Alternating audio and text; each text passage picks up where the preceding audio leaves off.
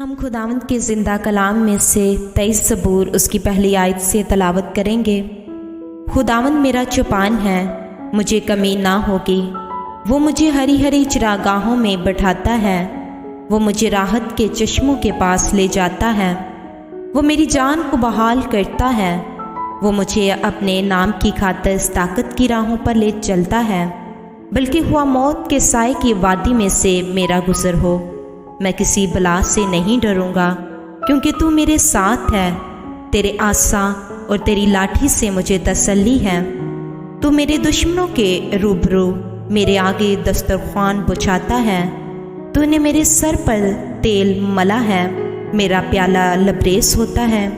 یقیناً بھلائی اور رحمت عمر بھر میرے ساتھ ساتھ رہے گی، اور میں ہمیشہ خداوند کے گھر میں سکونت کروں گا۔